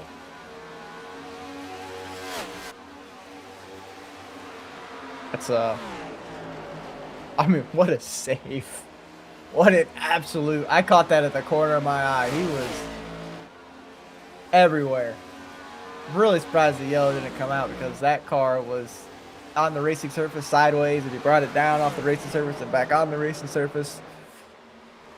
That's iRacing's favorite thing. Yeah. Basically, when it has to keep track of where you are and what penalties you deserve for it, yeah, it loves that.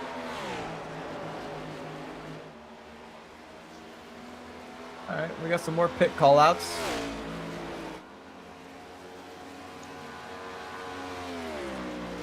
Levine's about to unlap himself.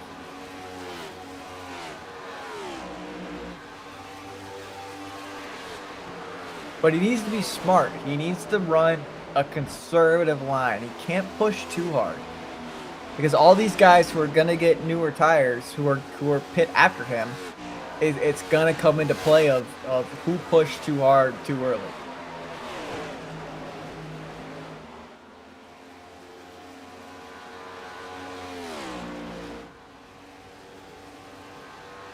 There we go. Keegan Sabilo high on the outside, trying to work his way back forward a little bit. Yeah, he's gonna need a caution to fix that day. That's a rough one.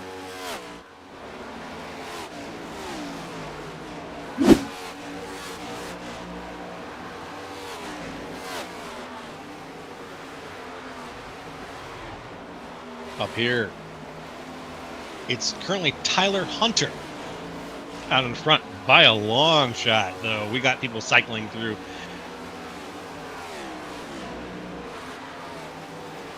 Tim Wortman Jr. in second. Behind him, Shane Clore and Kevin Ruff. Ruff very close there to passing Clore. Looks like he's trying to find a spot to make that work for him. And I don't want to be a whistleblower here, but if I'm a betting man, Conti's taking two. Oh, really? Well, think about it. He slowed his pace down massively. Yeah, true. and he's 7 seconds back from the leader, which he had the pace to get the lead. He did.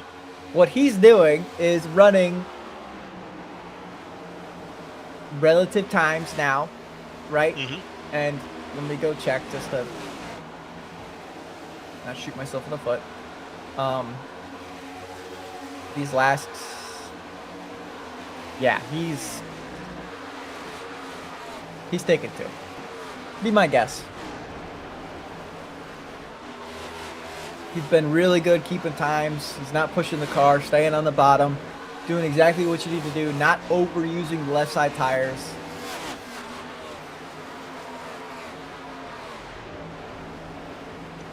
Well, eyes are going to be on Michael Conti. See how he times out the pit stops.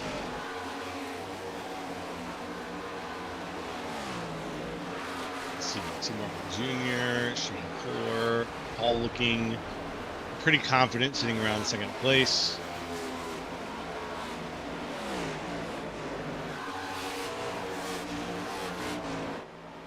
And a little further back, it's Kevin Ruff and Daniel Wiles still battling it out.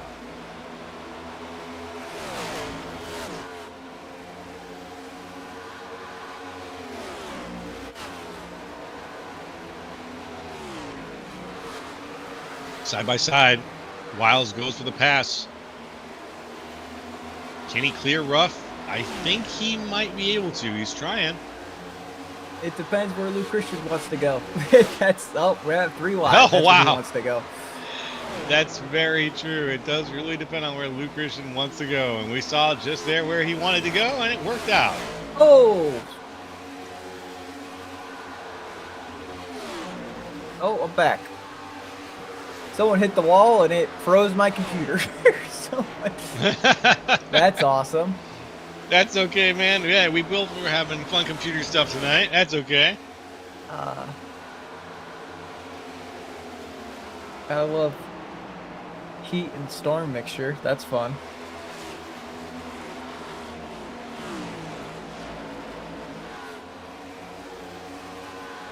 Now you can see that single file spread has started to occur a little bit more on the top runnings here. I mean, the top 7 or 8 during this race has always been like this, though. Very straightforward. Every man for himself, just about, and is doing the just kind of trying to make progress as best you possibly can.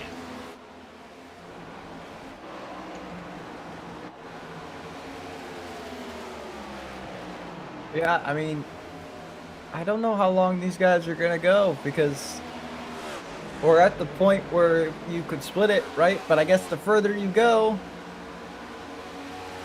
better off you're going to be. I mean, Yeah. Go long in case there's a caution. But Conti's the fastest car at the top 10 right now by 0.2.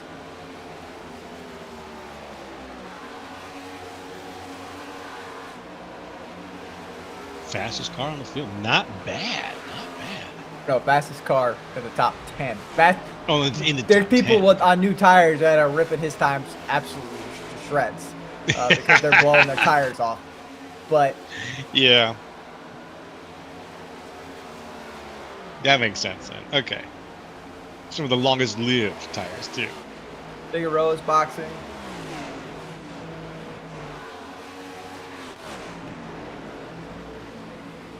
Joshua Hyatt's gonna pit.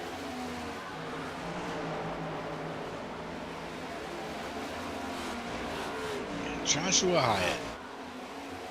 We had him involved in a wreck earlier, but he's back out and pitting. Let's see, he should be back out any second. Let's see. I mean, Josh Schaffner, I didn't think got that much damage. I mean, even if your car flips, sometimes there's no damage at all.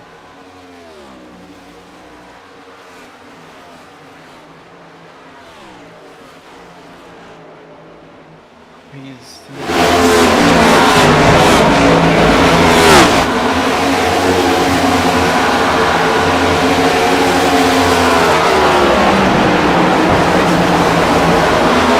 Say that exact thing. I was about to say, and now look who is leading the race. The 72. Shane Clore himself wasn't quite able to, he's kind of snuck up on us here a little bit with this takeover of the lead position. But he's had a steady run so far today. He's been running similar to Adam Benefield, in my opinion, with a lot of saving, not too overly aggressive, but making passes when there are opportunities available. And right now, I think he just sees opportunity knocking. Yeah, go as long as you can and just wait for a caution or come down and then just like take what you need.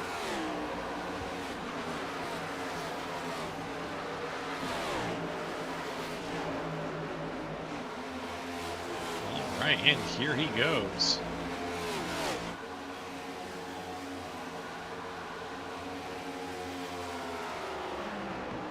This has turned into a very interesting play for some of these guys. I'm curious to see how this all really works out. Yeah, I think that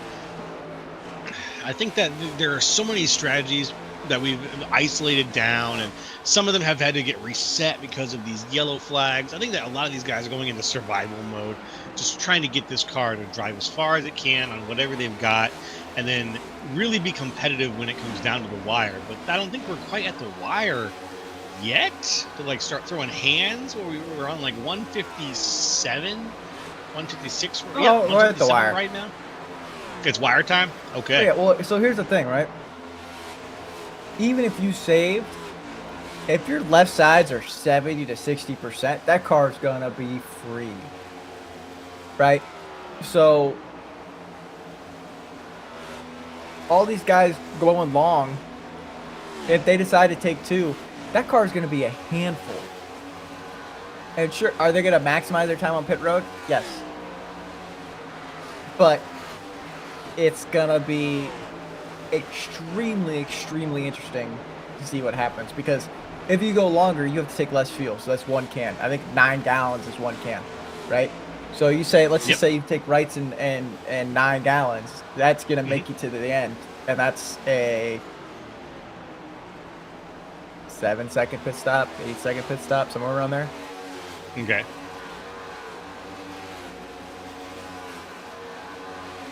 So then you look at all these guys like Levine. Levine took 4 tires, 38.5 second pit stop. Yeah.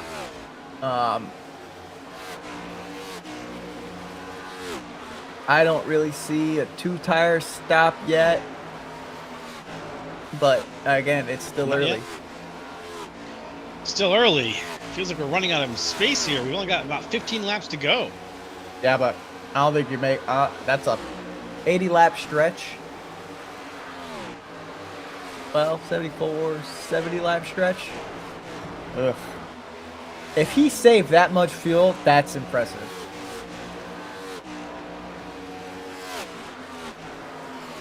I mean, we're going to find out. Let's see. I wish we could get more insight into exactly where his tank was at right now. That would be really nice. But in the meantime, we're just going to wait and find out. As a racer, I don't think so. I don't want that. I don't want that thrown out. That's fair. That's fair. That'd be too much for us to know. But if we could ride on board with Conti, I want to see if he's clutching. That's a good question. Because this is you were mentioning that based on the gear ratios that these boys are running, if they're running in 4th most of the time, they'd want to maybe go to 5th and clutch to save some fuel whenever they can. Yeah. Oh, Shane Clore at the wall. A little tight. See what I can do. Oh, you're good. Yep, 5th gear and clutching. 5th gear and clutching. All right.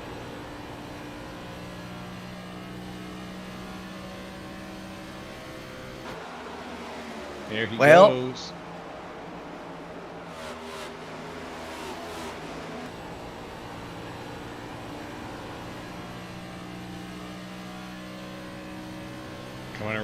Coming around and across. Chicagoland is looking good. The sun has set now, and the sky is this beautiful color. See him right there? So- See that little bit of a blip where that RPM bar just completely disappeared? That's a clutch. I did. That's clutching. Okay. It's a good save then. Some good timing. Trying to save that clutch for all he's worth later on. And this is, I mean, we did this a lot in this league last year. A lot of these races were sometimes fuel races, right? And you saw it many times where me and my teammates would have to pull the clutch move and save gas. And he was a Coke Series driver. He knows how to maximize his speed and saving. Damn. Okay. So he's already got the strategy under his belt then. He's got the experience. And that goes a long way. That's everything. Experience is everything. Talent is something to be said for it, but in this kind of sport, experience and just knowing the tracks, knowing the cars, knowing yourself through repetition is really just about the only way you can really get better at it. And I wouldn't be more worried about the fuel. I'd be more about the tires. 70 plus laps on a set of tires is a lot for this track.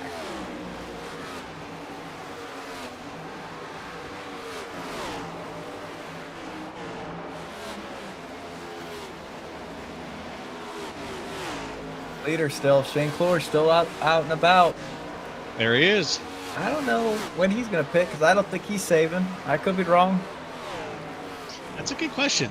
It seems like he's saving. He's not ripping the wall, but he's also not going all the way down. I noticed to the inside, unless it's here on the trioval he kind of rides the middle line, but in 3 and 4 he sort of rode it toward the middle.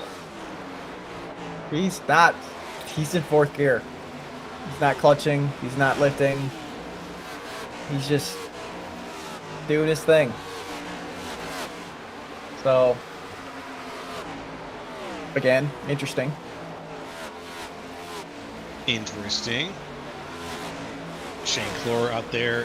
Who's right behind him there? That Daniel Wiles technically, but Tim right Morgan behind Jr. him. down to pit. He was sixth place. Ooh.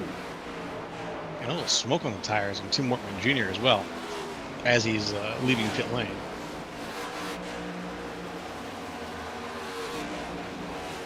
Paul Hill is on the same strategy as Conti. Okay. That's an interesting way to go. Now, let's see. So Hill and Conti.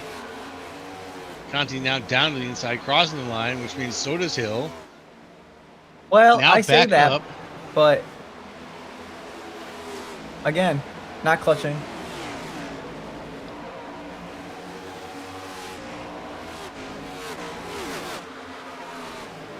As a strategist, I'm lost.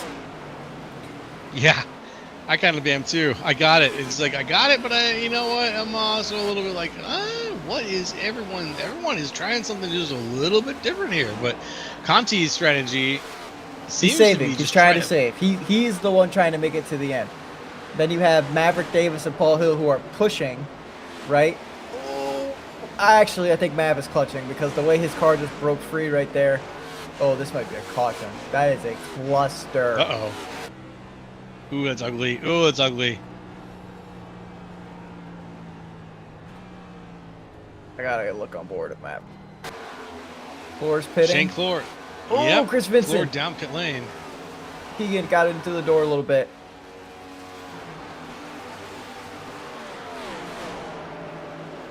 Mav is not clutching. He's doing normal gear.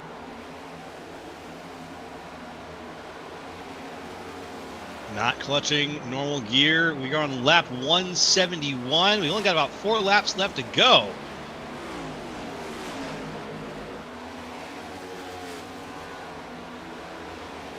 Five if you count the NASCAR math. Right now, eyes on the front. That means you're Michael Conti, Paul Hill right behind, trying to see if he can maintain that speed. A little further back, Maverick Davis, PB Henry, Greg Carr, all kind of lined up on their own. But the activity up in front between Michael Conti and Paul Hill is where the action is going to be at for the finish of this race. Conti's not clutching anymore, but he's still in 5th gear. I believe the race for the win here is, yeah, it's between Paul Hill and Conti. Paul's keeping it in 4th gear, though, which kind of scares me. If he saved that much fuel, that's very impressive. That would be a ton of fuel saving if he's still in 4th gear and he hasn't been dropping it down or clutching or anything. Very impressively done. Ooh, bit of a bounce off the wall there. And you know, I could be Can you wrong. handle- I thought it was like 63 laps of fuel in a tank. I could be wrong. You know, I don't have the greatest memory when it comes to this stuff. So, It's all right, my friend. I'm in the same boat too. I'm in the same boat as well. We'll get there together. It's okay. Actually, And speaking of getting there, Michael Conti going around for, I think, coming down to the white flag now. Let's see if it's waving. This could be it. We can be ready for the last lap of the race, folks. There it is. White flag is waving.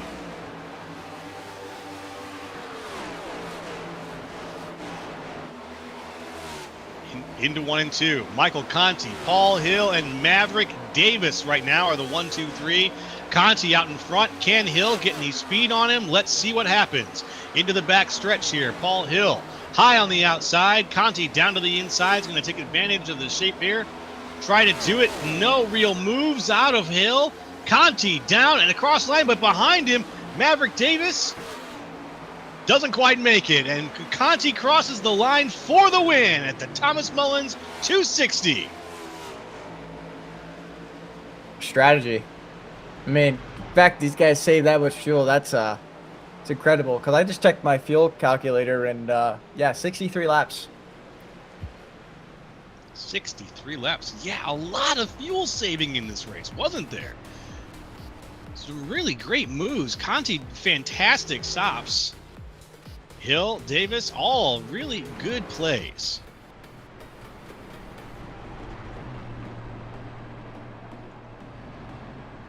Only a couple of unfortunate situations where we lost a couple of the racers to the harsh tire conditions of this track, but aside from that, most of the racers, many of them stayed out tonight and had a fantastic race. There was ups, there was downs, there was drama, there was comedy. It was all over. And now that it's all over, Michael Conti burns it down there at the checkered flag finish line. What a race. I mean, he pulled it out. It's a lot of fuel saving. If there's one person who knows how to do it, it's him. I've seen him battle with some greats on the sim, and it just kind of shows. I mean, I'm speechless. I was trying to figure it out. I thought I was going to take 2 tires, and then I saw the times, and I started making my head go, is he clutching? And then I started doing a little bit of digging and figuring out that these guys were trying to save. So that's just... bravo. I'm speechless. I really am. That's incredible. Bravo, bravo. And we'll get a chance to talk to a few of these guys too here. Oh, here he comes.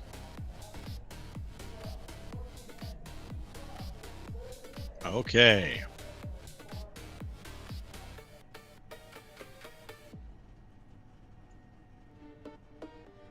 And in just a little bit, folks, we'll be talking to those guys. We're going to break down who went through this race also for you and where they ended up.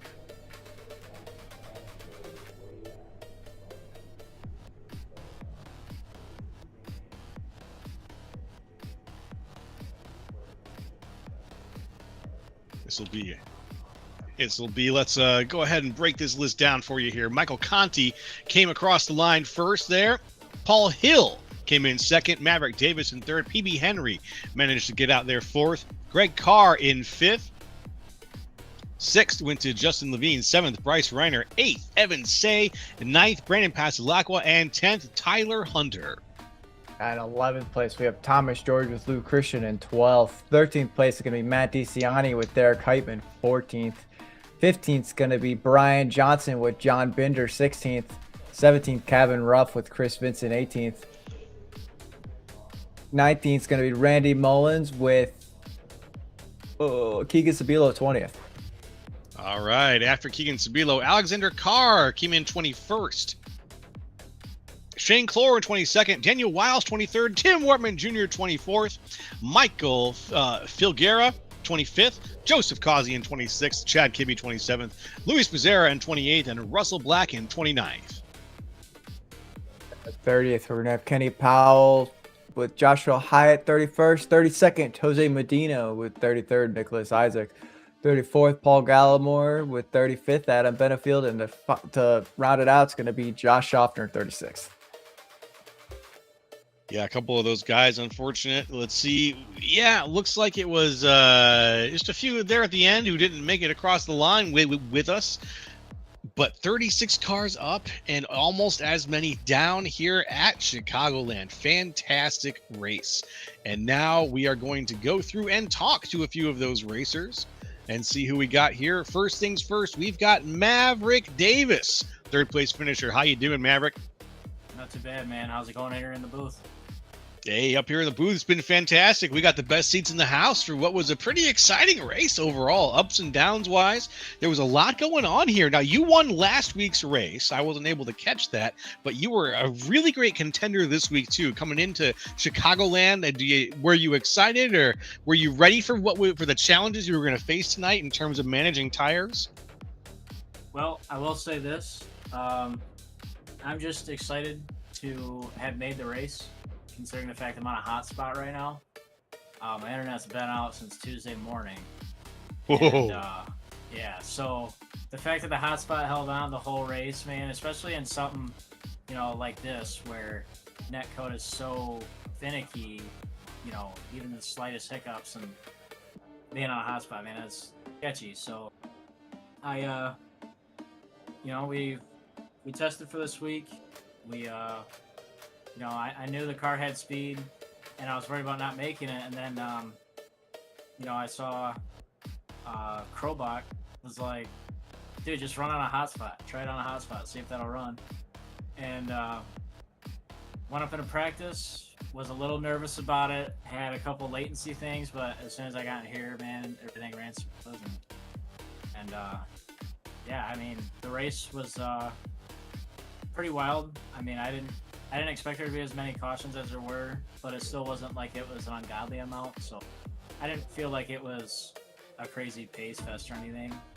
But I mean, I'm definitely happy just having finished. Yeah, man. And on a hot spot too, I gotta say, you didn't blink a single time tonight. From our point of view, you were just a contender, my man, and a very good contender at that. There was some times during this race where we saw you and who was your main rival during this race? Was it? I would have said it was probably Keegan Sabilo. Does that sound right? Yeah, and that probably had a little bit to do with last week. We had a very good race there at the end. I heard some people said I used him up. I thought it was clean, but I know he put in a lot of work last week to try and win it, and just coming into this week, I know the rivalry was probably still there with us being like bumper to bumper, door to door that whole race last. Probably, I would say that was probably the race rivalry, even though we're teammates. Yeah, you can be rivals with your teammate. I think that's totally fair. It's good to have the camaraderie and bolster that with a little bit of friendly competition. Is there anyone you want to shout out to or thank for your run tonight, my man? Well, definitely the hot spot for staying strong the whole night. Yeah. Shout out to guys at TCSP. Race winner being our setup guy for the Cup car, Michael Connie. He's awesome guy. Love a guy. All around. Everyone over there always being so supportive with everything and wanting to make sure that we all have the most speed possible, whether it be setup or the driver. Big shout out to you guys here at the booth, bringing us this awesome broadcast every week. Shout out to everyone who's showing up and us field every week. Make it a lot of fun. Yeah, shout out to everyone watching. All right, my man. Well, thank you for a great race tonight, and we look forward to maybe talking to you again real soon. Okay. Yeah, appreciate it. All right, Maverick Davis, third place here at Chicagoland. I am going to pass the microphone on over to my man, Roger. And Roger is going to be talking to our next guest, who we have up here in the booth. Paul Hill, you got a copy? Yes, sir. I got you. Hey, man, what a race! You made my head start spinning trying to figure out what was happening the last 40 laps. I mean, this was fun to call. I know you normally don't get to race a lot before this league race, so tell me a little bit going into this. Did you have any idea of what this was gonna be? I did actually run SOF Monday night because I was home in time with no practice. Went awful, but I did learn a lot. So I kind of applied what I learned Monday night to here with kind of how the track, this is being a much longer race, but kind of how the track rubbers up and what lanes are usable, what lanes are not, how painful it is to try to pass people, and how important Q is. So, second race of the week, or maybe did I run 2 Monday? I might have run 2 Monday actually. So maybe my third race of the week. Helped a lot for sure. I don't know if you were in the second race or not where I died, but you might have been. Yes, this- no, I was. this- Oh, okay. RIP. So there you go. Yeah. So RIP, this my is a boy. tricky. Yeah, this is a tricky track, man. Don't worry, we recovered. We're good. But it's tricky track. It's fun. It's all about tire management and the aero wings. I mean, I was explaining to these guys up in the booth. If you cross the air wrong, that car's just going. So like going into this race when you got all these guys who are, you know, who's going to rip the top, who's going to go to the middle, who's going to stay on the bottom and save tire. You kind of have an idea of all these guys and their racing style. Are you just trying to be like, I'm not trying to pack air and ruin anyone's race? Or are you like, I got to do my own thing? A little bit of both. Sure, we've raced around each other long enough. You know how I race. Yeah. I kind of take the old adage of like, if you're faster than me or you want to go ahead of me right now, I'm happy to give it to someone. So you know, if Adam wants to go or whoever, you know, I try not to run their line against them early race. Of course, you know, 20, 30 to go, things get a little bit more aggressive. But I always just try to run my race. That was kind of the plan this week. With limited testing, I wasn't sure how the weather was going to cycle for this race with how the 2-time speed works. So I just kind of wanted to manage my tires, manage the car, use that first run to feel which way I needed to slide the car, tighter or looser, and kind of worked off of that. And then I realized that we could make it on that last stop. Yeah. And I was like, man, this is going to be really close, but I think I could make it. And then when I saw Conti was doing it as well, I was like, well, I guess I'm right. If he's doing it, it's probably the smart move. So I just kind of held true. I actually ended up with an extra lap there. I could have probably pushed a little bit harder than I initially thought. But it was a lot of fun. Well, I mean, yeah, you guys made my head spin because I saw him fall back and I was like, oh, okay. He's just letting these guys burn their stuff off. And I'm looking at times like, is he going to take 2? That would be the play for me, right? I'm like, but that's 70 laps on tires. And then I look in the cockpit and I see clutching. I'm like, there's no way. So it impressed me. I didn't think 70 plus laps was achievable, right? Because I think it's, 63 laps on a tank? Yeah, Somewhere around there? 62.8, 62, exactly. So something like that. Yeah, that's insane. I mean, it's doable with the drafted. I mean, it's we've seen things happen, right? We all, if you know how to clutch and save fuel, you can do it. But to keep the pace, to keep the tires under you, I think that's what impressed me the most is you guys kept your tires under you. The tires here are just cheese grating, and so just congratulations to you guys. P2. That's just gonna cushion your points lead, right? Like, hope so. That's kind of the hope. I've been, you know, old school points racing the last few weeks. None of these tracks besides Sonoma have really been anything to write home about for me. I'm not very good at Pocono or Michigan or any of those places. So coming back to a mile and a half, getting a good finish was kind of the goal. So didn't really want to do anything to jeopardize that. Most of the time in this league, you don't have to worry about that as much anyway, thankfully. But, that was definitely on the forefront of my mind was I needed a solid top 5, top 3 here. Maybe sneak a win if I could, but, Conti's kind of an animal. It's hard to beat Conti no matter who you are. So it's always fun to race him because he makes you think. And man, that was like you guys put on a show tonight. It was probably one of my favorite ones to call with how chaotic the lanes were. But any friends, family, sponsors you want to thank for this P2? Yeah, of course, Joe, BFCC, Richard Garcia, all the guys over there that help week in and week out. We put this car together, and it's phenomenal. Kind of played right into our hand with the weather, and so I want to thank those guys for their time and testing, and you guys up at the booth, everybody that shows up week in and week out for this league. I look forward to my Thursday races every week, so I always circle it and make sure I can make it to these. So I want to thank all of those that show up, and I think that's everybody. Hey man, congratulations. Looking forward to seeing you next week at Atlanta. Different style racing, aero package is going to be fun. But we'll look forward to that. Congrats on the P2. We'll see you next week. I appreciate it. Thank you, guys.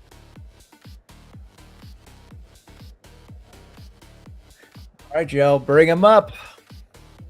You got it. Here we go. We're going to be talking to the first place winner, Michael Conti here. Get him up in the booth. Can you hear us, Michael? Hey, yeah, I've got you. How's it going? Hey, doing real good. Doing real good. Probably not as good as you, though. All said and done here. Chicagoland was your baby there at the very end, my friend. A really fantastic finish. You had things led nice and clean at the end, but the real story, I think, was how you managed your fuel during this race. It seemed like you had quite a strategy going in, and we had a few flags there that I want to know if the yellows really, how many times did you breathe a sigh of relief when the yellow flag came out? No, I hated when the yellows came out because they kept changing my strategy. Like I would finally get it figured out, and then a yellow would come out and it would turn everything on its head. So, yeah, I mean, I had a couple things go in my favor there. One was just the setup. Like this week, we're on a 4th gear primary. We don't touch 5th. Well, obviously, if you need to fuel save, you just throw it in 5th and you're running like 400 or 500 RPM less. And that's a huge fuel save right there. And I tested that in the middle of the race when I was trying to extend one of the stints. I think we were in a position where we could take away one of the pit stops, do one pit stop less. So I was practicing with it there, and I knew I could save a lot if I just threw it in 5th. And so we got to the end there. I knew I was going to have to save like 8-10 laps of fuel versus what we had been burning. So yeah, we got that restart at the end, just let everybody by, tried to be patient, had a plan in mind at that point, and we're just going to stick with it. And then once everybody split the stint there and took that set of tires, I knew at worst, if a caution came out, I would be somewhere around 3rd to 5th. Everybody would be even on tire sets, so track position would be good, tires would be good, and I'd still have the fuel in the bank too. And then, yeah, we didn't get the caution. It went to the end and had a good little battle with Paul and Mav there, and they kept me on my toes. So that was really good. But yeah, really, really interesting race. Really good racing again. 4 cautions over 175 laps. That's really nice to see after how bad officials have been this week. So kudos everybody, and yeah, it was a good time and just happy it worked out. Definitely ran. Yeah, the 4 cautions over 175 laps was just about the magic number. Not too many, not too few. Obviously, they did mess with your plans just a little bit there. I saw that, but hopefully, but not too much. And you still managed to make that work for you at the very end there. And so looking ahead a little bit here, Chicagoland down. We've got Echo Park next time around, next week. We've got Echo Park in Atlanta. So how you feeling about that? Well, I wish everybody the best with that one. I will not be partaking. The beauty of the position that I'm in these days is that I can pick and choose the races I show up to. So super speedways, not my forte, never have been, never will. Chicagoland, one of my favorite tracks. So yeah, I had some time tonight, came out, performed well. TCSP as a whole looked really good, so proud of the guys there. As far as the next race, I don't really know what the schedule looks like. I think Iowa's in a few weeks, so maybe might run that one. But Yeah, it's great to have a part-time schedule. It's great to have fast cars. It's great to have a league to run them in. Really good racing. Everybody does a great job, top to bottom here. So can't say enough about that.